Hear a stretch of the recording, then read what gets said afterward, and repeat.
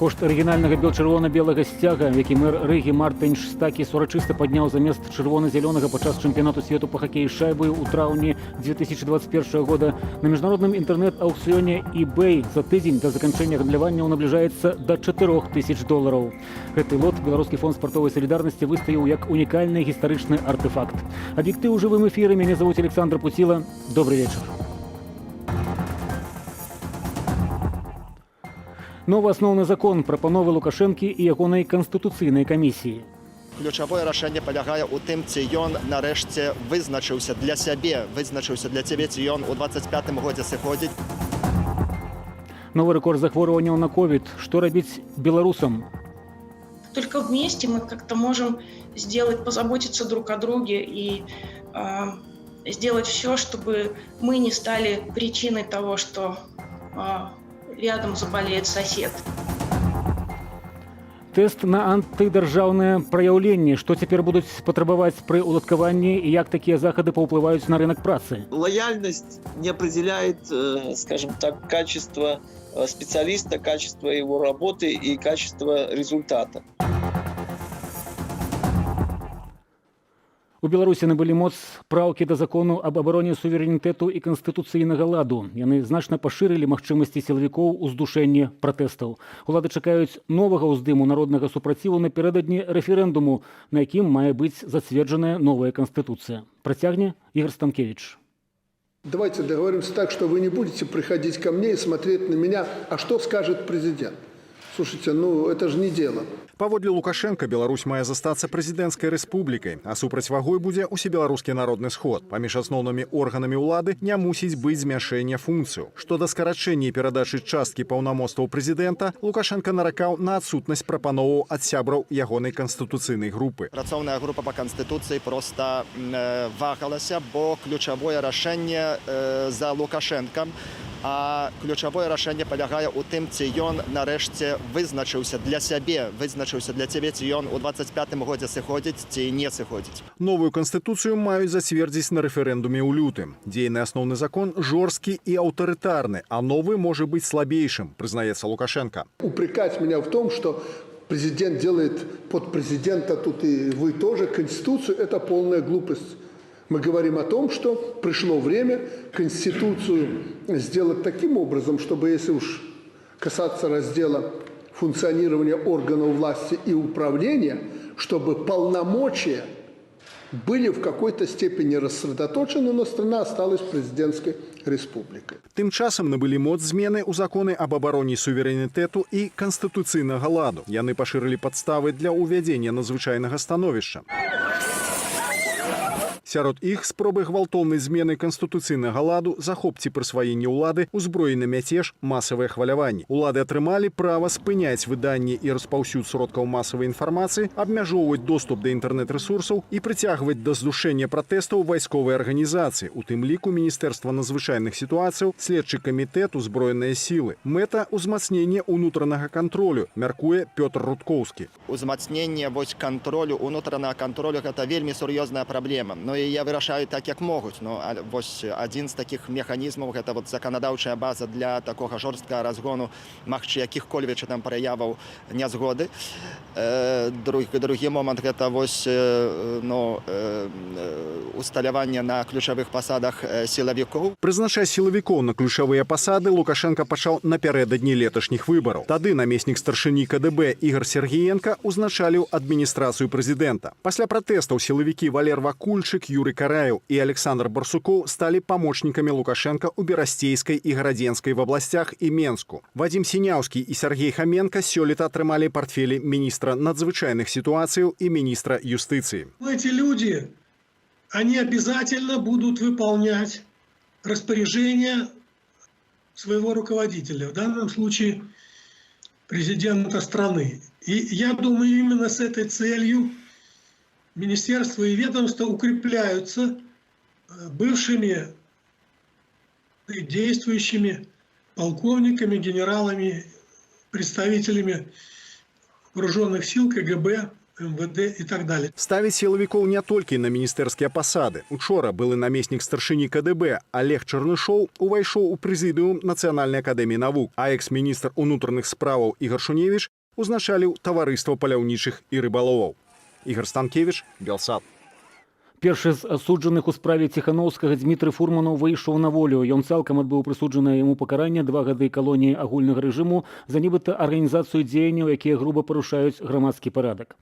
Насамрэч, Дмітрый Фурманаў правёў за кратамі менш за 2 гады, год і 5 месяцаў, але паколькі адзін дзень у СІЗА да прысуду залічваецца як 1,5 дня ў калоніі, то палітвязень адбыў пакаранне цалкам. Фурманаў, сябра ініцыятыўнай групы Святланы Ціханаўскай, яго затрымалі ў горадні разам з Сергеем Ціханаўскім летась 29 траўня, калі Дмітрый збіраў подпісы на пікеце. На знак пратэсту Дмітрый Фурманаў некалькі разоў галадаваў у няволі. Пад сценамі валадаркі галадалі ягоныя маці і сяброўка. Менскіх таксістаў і кур'ераў забавязалі з 1 лістапада зрабіць прышчэпкі ад коронавіруса. А Бабруйск стаў першым горадам, дзе ў рэстаўрацыі ды і забаўляльныя месцы пусцяць тых, хто прышчапіўся ці зрабіў ПЛР-тэст. Паводле Міністэрства аховы здароўя за апошнія сотні ў Беларусі захварэлі 2097 асобаў. Хто паклапоціцца пра беларусаў? Адно з пытанняў брыфінгу офісу Святланы Ціханаўскай, зарганізаванага для тых, хто ў афіцыйныя лічбы не верыць. Юлія Цельпук. Не заніжаную, а рэальную статыстыку смерцяў ад ковіду гамяльчанка Аксана, імя змененае, пабачыла, калі забірала цела маці з моргу. На одном столе некалькі мяхоў, на іншым столе некалькі мяхоў, на падлозе ляжаць мяхі і бачна па абрысах, што гэта людзі, дзе ногі, дзе рукі, дзе галава, гэта ўсё бачна. Вось працэдура пазнавання такая, што толькі табе кажуць, вы за гэтым чалавекам, вось мех адкрылі, Ён, яна, забірайце. Александр Лукашенко, які абвесціў тыдзень прафілактыкі коронавірусу, моргаў не наведвае. Ходзіць па больніцах, апытвае хворых. Ковид не только на данном этапе придавил грипп, то есть не болеют люди гриппом практически, но и онкологи подозревают, что и онкология значительно упала не потому, что люди не обращаются, они это уже заметили. А что-то происходит такое. Міністэрства аховы здароўя рапартавала пра новы рэкорд захворвальнасці – 2097 інфікаваных і 17 памерлых. Пра замоўчанне абшару пандэміі, стан беларускай медыцыны і спосабах зберагчы здароўе людзям кажуць медыкі і палітыкі з замежжа. Арганізаваны офісам Святланы Ціханаўскай онлайн-брифінг распачаўся о 19-й. Даже по тем обрывочным данным, которые к нам поступают из отдельных больниц, мы видим, что официальная статистика Минздрава полностью сфальсифицирована.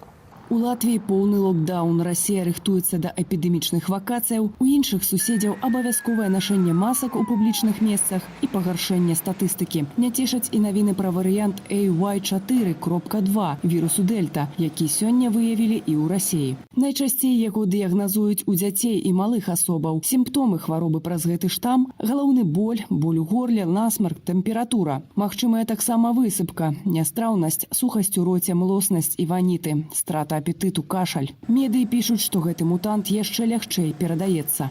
Информация про более высокую заразность этого вируса идет из эпидемиологических данных. Говорят, где-то раза в 3 отличается средняя заразность этого вируса. Настасья таксама ведае, што вакцыны не так надзейна абараняюць ад інфекцыі новага віду. Аднак прышчэпку рабіць заахвочвае. Яна была ў ліку 7 беларускіх лекараў у замежжы, якія звярнуліся да беларусаў з адкрытым лістом. Заклікалі насіць маскі ў памяшканнях, дзе ёсць людзі, адмовіцца ад гасцей і по магчымасці ад шопінгу, навучацца праз інтэрнэт. Только вместе мы как-то можем позаботиться друг о друге и сделать все, чтобы мы не стали причиной того, что рядом заболеет сосед или заболеет его пожилая мама.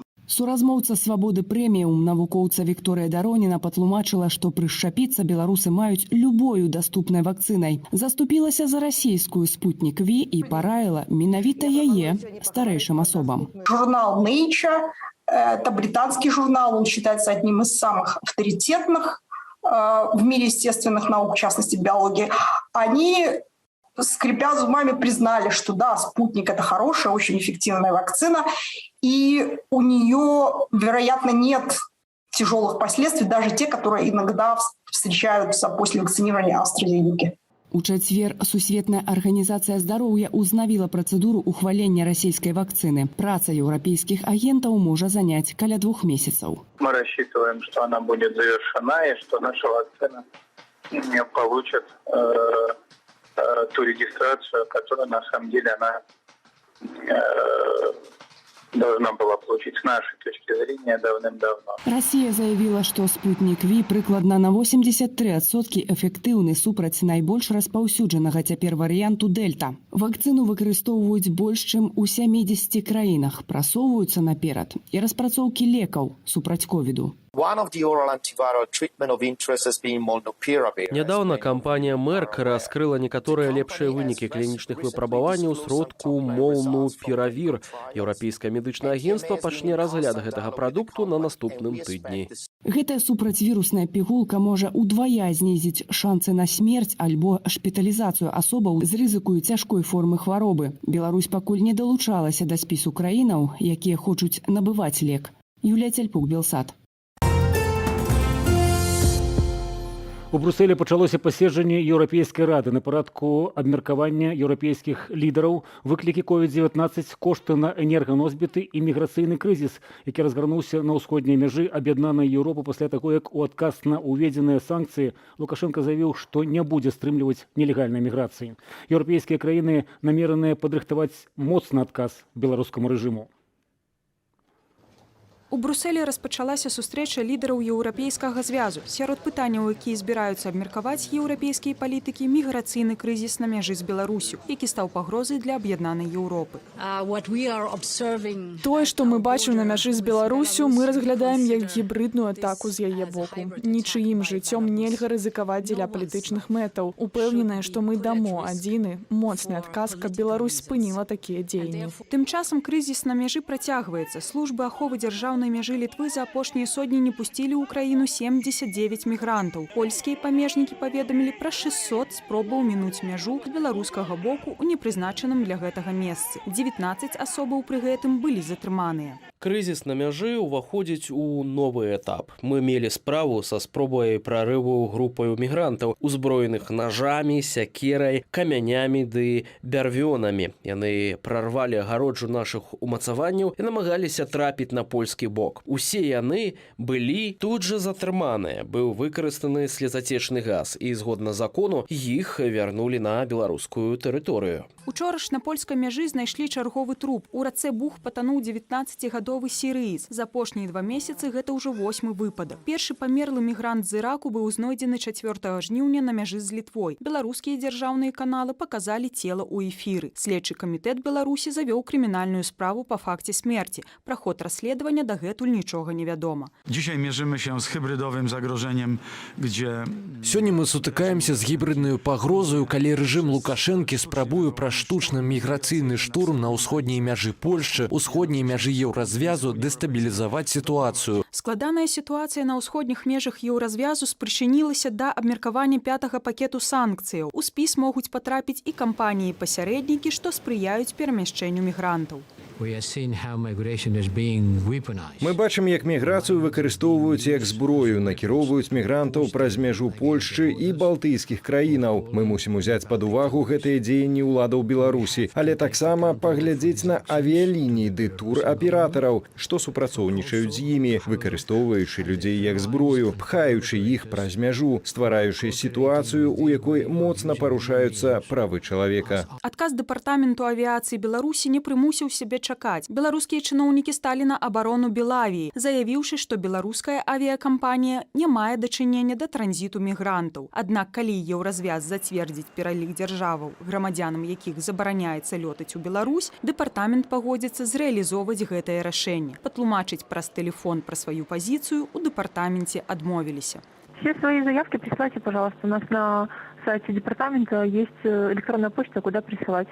Асноўнае абмеркаванне і прапановы аб пытаннях міграцыі чакаецца на саміце заўтра, 22 кастрычніка. Марыля Дакуцька, Белсат. У Вільні прайшлі вучэнні, як даць рады з ядравай пагрозаю з боку БелАЭС. Удзельнічалі ў іх каля 100 чалавек. Падчас вучэнняў упершыню выпрабавалі праграму для рэгістрацыі жыхароў, якая дапаможа больш эфектыўна кіраваць працэсам часовага перасялення і рассялення людзей. Гэтая праграма – новы спосаб рэгістрацыі жыхароў. Яе стварылі не толькі для гэтай экстрэннай сітуацыі. Яна можа прыдацца і ў іншых. У будучыні мы плануем укараніць яе. Гэта пілотны варыянт, які выпрабавалі падчас вучэнняў, каб выявіць слабыя месцы. Мы бачым, што ёсць рэчы, якія трэба палепшыць. Гэтымі вучэннямі мы імітавалі аварыю на атамнай станцыі і атрымалі імітаваную навіну, што адбылася аварыя. Падчас вучэнняў эксперты ацанілі эфектыўнасць збору жыхароў, маршруты руху, падрыхтоўку будынку калектыўнай абароны, у якім часова паселяць мясцовых. БелАЭС стаіць за 50 кіламетраў ад Вільні. Стрэс-тэсты экспертаў еўрапейскай групы рэгулятараў ядравай бяспекі паказалі, што астравецкая станцыя не адпавядае найвышэйшым стандартам. У Сейме Літвы кажуць пра нацыянальную пагрозу ад беларускай атамнай электрастанцыі. Афіцыйны Менск з крытыкаю не згодны. У характарыстыцы ад папярэдняга працадаўцы маюць быць звесткі пра антыдзяржаўныя праяўленні ці, хутчэй, пра іх адсутнасць у кандыдата на пасаду ў дзяржаўнай арганізацыі. Як гэта адаб'ецца на якасці кадраў і ці дапаможа пераадолець праблемы беспрацоўя ў краіне, Ірына Дарафейчук. Спадар Павел яшчэ летась працаваў інжынерам у галіне праектавання інфраструктуры. Тое ж ён робіць і цяпер, але ў Вільні. І працуе не для Беларусі, а для краінаў еўразвязу. Работать в Беларуси осталось на 3 дня. Работы стало меньше, работа стала неинтересная. Она заключалась в том, что мы делали какие-то срочные ремонты, проекты срочных ремонтов. Разам з іншымі калегамі Павел падпісаў ліст да кіраўніцтва з асуджэннем паслявыбарчага гвалту. Таму цяпер шансаў працаўладкавацца ў Беларусі ў яго яшчэ менш. Паводле новага дэкрэту Савету міністраў, у характарыстыцы працаўніка для новага працадаўцы маюць утрымлівацца не толькі звесткі аб працоўнай кампетэнцыі, ды пералічвацца маральныя якасці. Пры накіраванні характарыстыкі на запыт дзяржоргану, іншай дзяржарганізацыі, а таксама арганізацыі больше за 50% акцыяў, доляў у статутным фондзе, якой у дзяржаўнай уласнасці абавязкова мусяць утрымлівацца звесткі пра стаўленне да дзяржаўных і грамадскіх інстытутаў канстытуцыйнага ладу, пра дзеянні супраць парадку кіравання і грамадскай бяспекі, наяўнасць антыдзяржаўных праяваў работніка на працоўным месцы. Сістэма спраўджання лаяльнасці патэнцыйнага працаўніка да ўладаў не новая. Так рабілі яшчэ за саветамі, нагадвае галоўны прававы інспектар свабоднага правзвязу металістаў Ігар Комлік. Але, дадае эксперт, ад такога патрабавання цярпіць развіццё, бо лояльность вельми часто не совпадает с профессионализмом. Человек, который обладает хорошими деловыми качествами, часто подвергает критике, да, какие-то процессы происходящие. Вот. И поэтому, естественно,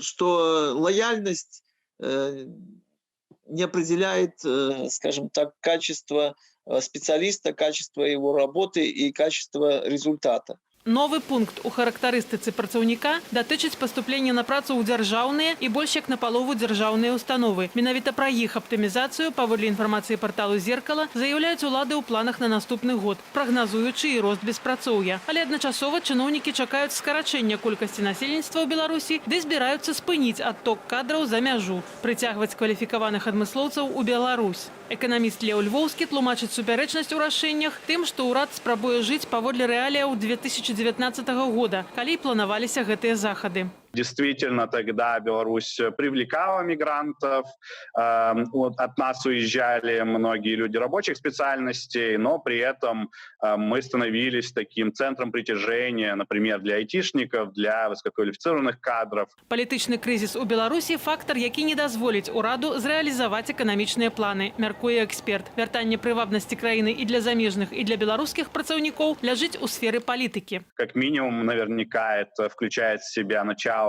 какого-то общественного диалога. Власть должна перестать клеймить всех врагами, перестать притворяться, что они находятся в какой-то оккупированной крепости в 1943 году. Выпуск политзаключенных наверняка позитивно повлияет на имидж страны. Ну и, конечно же, прекращение, как минимум, словесных атак на бизнес. Гэтую позицию падзяляе і Павел, што з'ехаў з Беларусі ў пошуках працы. После того, как я приехал, Здесь оценили уровень белорусских инженеров и пригласили еще 3 моих коллег. Поэтому такая ползучая миграция, она продолжается. И чтобы ее остановить, нужно принципиально что-то менять. Умовами для свайго вяртання ў Беларусь Павел лічыць вяршэнства закону, асабістую бяспеку і ўвагу ўладаў да меркавання людзей. Ірына Дарафейчук, Белсат. Объектив заканчивает свой эфир. Дякую за увагу. Знайомьтеся з інформацыяй і праз нашыя сацыяльныя сеткі. Наперадзе традыцыйная студыйная размова. Сёння вядоўца Валера Руселік павядзе яе з былым начальнікам аддзелу 3-го ўправлення Губазіку, а цяпер прадстаўніком байполу Александром Азаровым у гонар першай гадавіны заснавання гэтай ініцыятывы. Пытанні для абмеркавання самыя розныя. Заахвочваю далучацца і развітваюся. До новых сустрэч у эфіры.